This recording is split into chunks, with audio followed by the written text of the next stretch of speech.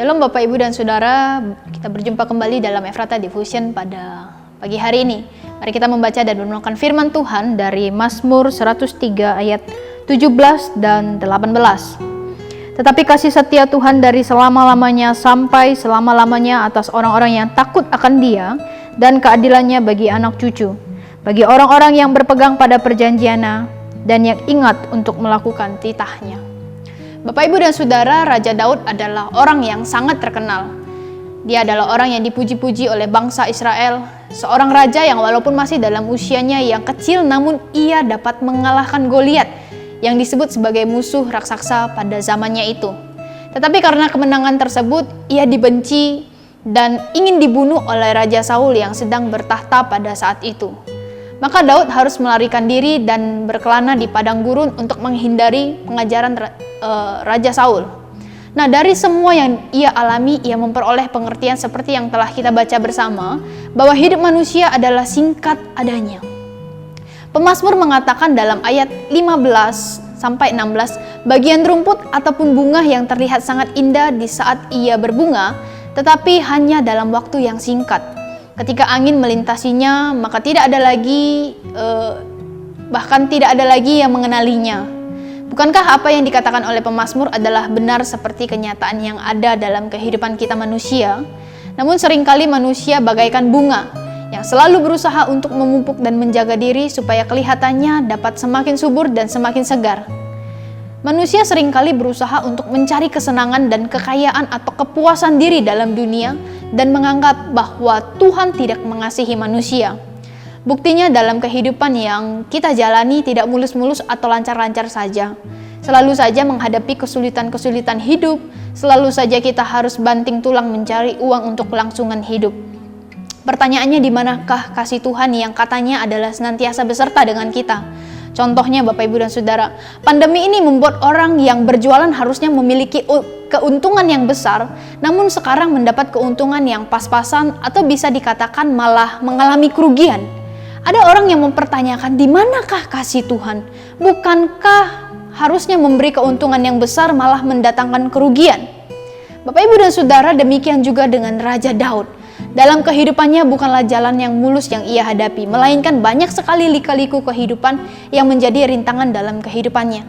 Setelah ia bertahta sebagai raja pun, ia tetap menghadapi pengajaran oleh anaknya sendiri untuk membunuh ayahnya dan merebut tahta kekuasaannya tersebut.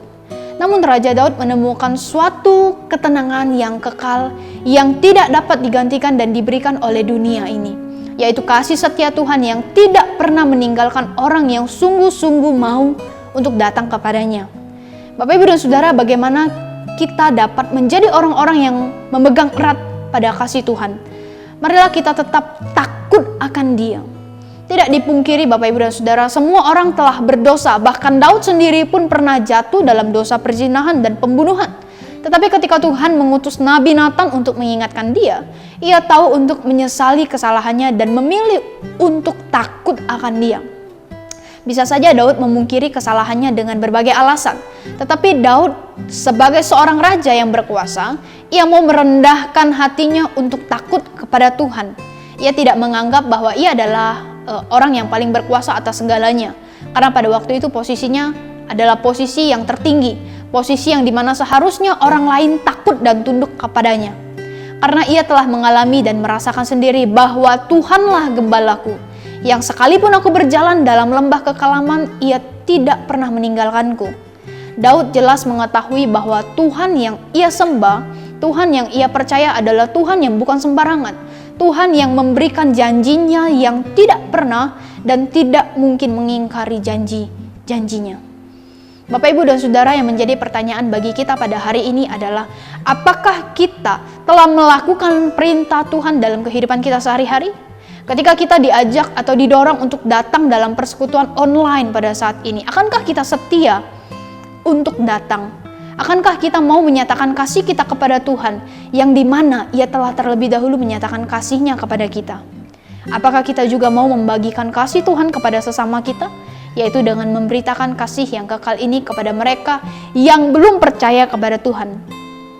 Apakah dalam doa kita akan ada mengingat mereka yang masih belum percaya kepadanya?